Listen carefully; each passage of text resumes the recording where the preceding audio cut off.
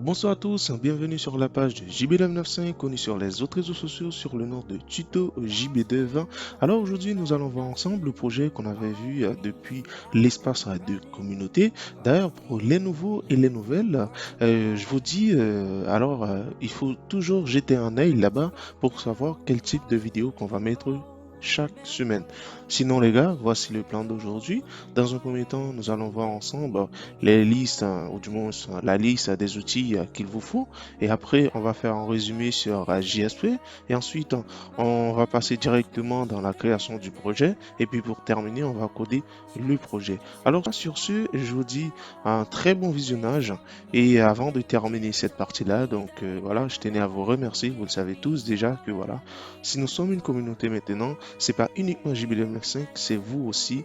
Donc c'est grâce à vous, les gars. Et ensuite, un grand merci pour les anciens qui partagent nos vidéos et la bienvenue aux nouvelles et aux nouvelles, les gars. À tout à l'heure, je vous dis.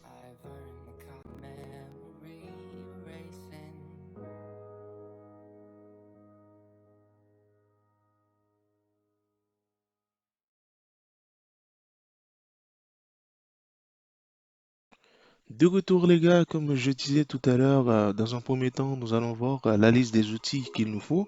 Alors, la liste des outils qu'il vous faut les gars, dans un premier temps, il vous faut un IDE. Un IDE, c'est quoi? Un IDE, c'est une application, ou du moins c'est un logiciel. Avec cette application, tu peux créer des projets, tu peux coder aussi, etc. Et après, il nous faut une base de données. Une base de données, par exemple, il y a un logiciel qui s'appelle SQLite Studio. Il y a d'autres, il y a XAMPP, il y a WAMP. Là-dedans, on va utiliser MySQL. Et ensuite, il vous faut une bonne motivation. Croyez-moi, si vous n'avez pas une motivation, ça sert à rien. Et aussi, il faut savoir un truc que voilà, la motivation ne marche pas toute seule, les gars. Il vous faut aussi un rêve. Donc, si tu n'as pas un rêve, la motivation, ça sert à rien, à rien. Puis les gars, il y a le JSP. D'ailleurs, JSP, il y a une définition pour JSP. JSP, c'est Java Server Page. Voilà, selon les théories, selon beaucoup de définitions sur le net, tout ça, etc. J'ai pas trouvé une explication très explicite pour vous, les gars. Moi, un truc que je peux faire, c'est-à-dire, je peux vous dire, c'est en gros, le JSP sert en fait à réaliser des applications web dynamiques, voilà, tout ça, etc. Mais j'ai pas vraiment une définition très très claire parce qu'il y en a beaucoup de définitions par rapport. Voilà, de toute façon, je vais vous mettre un lien en bas dans la description. Comme ça, vous pouvez jeter un œil, tout ça, vous regardez vous-même qu'est-ce qui se passe réellement. Mais en gros, je peux vous dire que voilà, GSP est juste une branche comme Java Swing, tout ça, etc. C'est juste une branche qui nous permet de réaliser des projets web, tout ça, etc. Alors les gars, pour nos deux outils, on va utiliser Zamp comme logiciel. Ça, c'est le logiciel en fait qui va nous permettre en fait d'enregistrer des informations depuis la base de données. Voilà, on va utiliser aussi ces pilotes. Ces pilotes, tout à l'heure, je vais vous expliquer à quoi ça sert. Donc voilà, ne vous inquiétez pas. Directement, il va y avoir le lien dans la description. Comme ça, vous pouvez télécharger Zamp aussi et l'installer depuis votre PC. Donc, et ensuite, il faut ouvrir Zamp. C'est très important, il faut l'ouvrir directement. Puis voilà. Et ensuite, pour trouver là où se trouve PHP là, on va enregistrer ces informations. Vous allez cliquer directement dans Admin. Directement, il va y avoir une fenêtre qui va s'ouvrir depuis votre navigateur web. Par exemple, pour moi, c'est quoi déjà? C'est Microsoft directement. Donc, ça charge. Le temps que ça charge, qu'allons-nous faire? Je vais vous montrer comment créer un projet depuis votre IDE. Par exemple, nous, on va utiliser Eclipse, comme vous le verrez ici présent. Maintenant, pour ouvrir un projet, ou du moins pour créer un projet, vous allez directement dans File. Dans File, vous allez dans New et ensuite Order. Moi, je l'ai déjà utilisé pas mal de fois. C'est pour cela il y a déjà Dynamic Web Project. Mais pour ceux, donc c'est pour la première fois, surtout les nouveaux et les nouvelles aussi. Donc, vous allez directement dans Orders. Après order, vous allez directement dans web. Par contre, il va y avoir un ensemble de fichiers comme vous le voyez ici, mais vous allez chercher web et ensuite vous allez cliquer sur dynamique web. Et puis voilà, une autre fenêtre va s'ouvrir. Dans cette fenêtre là, vous allez écrire le nom de votre projet. Ensuite, il va y avoir un ensemble de machins très important. Donc regardez bien les gars. Donc voilà, c'est Apache Tomcat version 8.5, moi j'utilise pour le moment. Et puis dynamique web module version, moi j'utilise la version 3.1. Donc voilà, ensuite vous faites après avoir écrit le nom de votre projet, vous faites finish ou bien next. Ça c'est la même chose les gars, il n'y a pas vraiment une grande différence. Donc voilà, moi je l'ai déjà fait, c'est pas la peine, moi je vais faire cancel. Maintenant, arrivons directement dans votre projet. Dans votre projet, vous allez directement faire un clic droit. Vous allez directement faire un clic droit parce que normalement il vous faut un fichier. Et ce fichier, on va l'enregistrer sous forme, vous allez directement dans New, on va l'enregistrer sous forme JSP file. Ne vous inquiétez pas, à l'intérieur, vous pouvez mettre des lignes de code en HTML, c'est très important. Et puis voilà, ici dans JSP, donc c'est à vous de nommer votre fichier. Après avoir nommé votre fichier, vous faites Next. Comme vous le voyez, comme je vous avais promis, il y a HTML5, vous pouvez intégrer directement là-dedans. C'est pour cela, donc c'est directement cliqué automatiquement. Et ensuite, vous faites Finish. Moi, je l'ai déjà fait, c'est pas vraiment la peine, donc voilà, Cancel. Il y a un truc très important, vu que nous, c'est du côté serveur, c'est une application web dynamique. Alors, il faut bien intégrer les pilotes. Souvenez-vous que je vous avais dit que voilà, c'est très important concernant le ZAMP, tout ça. On va utiliser leurs pilotes comme ça pour enregistrer des informations. Alors, ces pilotes-là, ce sont MySQL Connector Java et MySQL Connector Java, donc bin, etc. Ne vous inquiétez pas. En bas de la description, je vais mettre aussi les liens pour télécharger ces liens-là et ensuite pour pouvoir l'utiliser.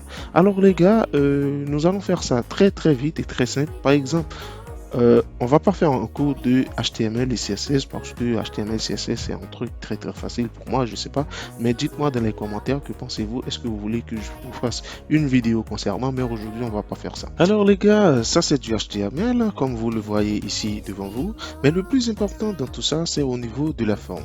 Bien avant de mettre des informations dans notre forme, on va créer une action tout au départ. Ensuite on va enregistrer un fichier JSP et c'est grâce à ce fichier on va pouvoir passer des requêtes comme soit un enregistrement, une modification ou de supprimer, etc.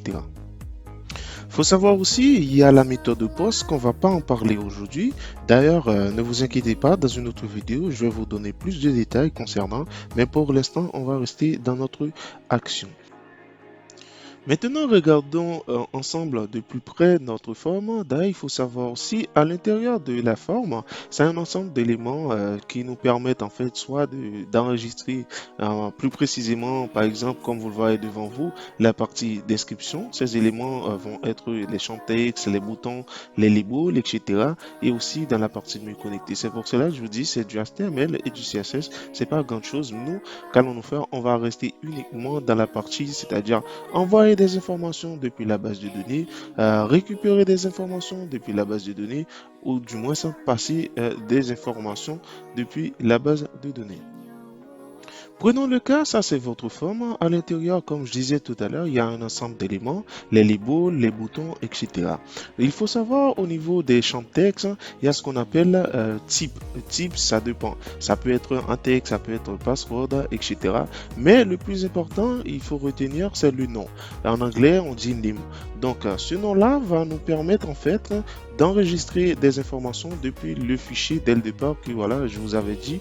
Donc, c'est grâce à ce fichier-là qu'on va pouvoir passer les requêtes. Il faut bien retenir cette partie, c'est au niveau des noms que tout va se passer.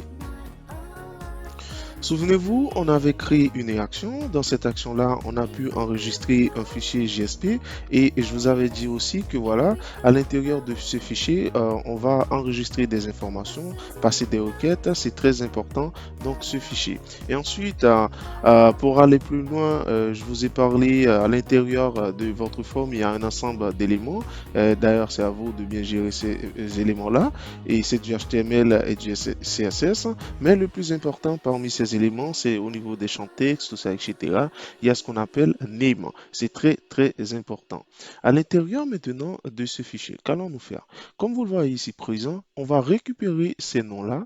Grâce à ces noms-là, on va pouvoir leur utiliser pour soit nous connecter, soit faire l'inscription, c'est-à-dire enregistrer des informations dans la base de données. Retenons bien cette partie parce que d'ailleurs c'est très important. Ça va vous permettre en fait de mieux comprendre qu'est-ce qui se passe. Maintenant, qu'est-ce qu'il faut savoir? Il faut savoir que dans chaque forme, les gars, je vous dis, dans chaque forme, il y a une action. Prenons le cas, on a plusieurs formes. Là maintenant, vous me dites, mais comment ça, on a plusieurs formes? Par exemple, on veut inscrire un client, ou du moins, on veut connecter un client. Donc ça, c'est une forme. On veut modifier un client. Ça, c'est une autre forme. On veut supprimer un client. Ça, c'est encore une autre forme. Maintenant, il faut savoir que à chaque forme, il y a une action. Et dans cette action, on va enregistrer un fichier JSP. Donc, c'est très important, les gars. Maintenant, prenons encore une fois le cas que voilà, on va enregistrer un client comme vous le voyez devant vous. Il y a trois éléments très importants, il faut que vous importiez. Donc, premier cas, il y a java.sql prepare statement. D'ailleurs, c'est très important de savoir que c'est grâce au fichier jar qu'on a pu importer dès le départ. Et ensuite, il y a java.sql driver manager, java.sql connection. Souvenez-vous que voilà, je vous ai parlé les noms dans votre forme, c'est-à-dire au niveau des champs de texte, tout ça, etc. Donc ça dépend de quel type voilà, quel type d'éléments. Par exemple, il y a type texte, il y a type password, tout ça. Mais le plus important, c'est leur nom en fait. Maintenant, on va récupérer ces noms sous forme de string. Donc sous forme de string, mais pour récupérer ces noms, on va créer ce qu'on appelle request.getParameter. Ok, on a pu récupérer ces noms-là. Qu'est-ce qu'il nous faut là maintenant? Il nous faut une base de données. Pourquoi il nous faut une base de données? N'oubliez pas qu'on va inscrire un client, ou du moins on va connecter avec les informations d'un client en fait. Donc cette base de données, donc on va le créer d'un côté pour créer une base de données. C'est très très facile. D'ailleurs, je vais mettre un lien dans la description comme ça pour les nouveaux et les nouvelles. Donc voilà, vous aurez plus de détails comment créer une base de données ensuite pour pouvoir enregistrer des informations depuis cette base-là. Ok, on a pu enregistrer notre base de données, aussi créer une table. Maintenant, qu'est-ce qu'il vous faut? Il vous faut les requêtes. D'ailleurs, je vais mettre les requêtes les plus importantes, donc ne vous inquiétez pas. Mais il y a un truc que voilà, je voulais vous dire les gars, cette vidéo, on va terminer cette vidéo de cette manière-là parce que les gars, j'avais un petit souci, c'est pour cela, donc je me suis dit ok, comme je vous ai promis, il faut vraiment, je fasse cette vidéo. Donc je me suis dit ok, vas-y, je vais faire un truc très très simple. D'ailleurs, c'est pas comme ça que je fais mes vidéos. Dites-moi les gars, il va y avoir une deuxième partie, donc je suis vraiment désolé. Donc dites-moi les gars, est-ce que vous aimez comment je le fais là directement, et puis voilà, pour la suite je vais faire pareil, ou du moins je vais faire comme j'avais l'habitude de faire. Je suis vraiment désolé parce que j'ai un petit souci les gars, donc ne vous inquiétez pas, il va y avoir une deuxième partie. Dans la deuxième partie, on va terminer cette série de tutos.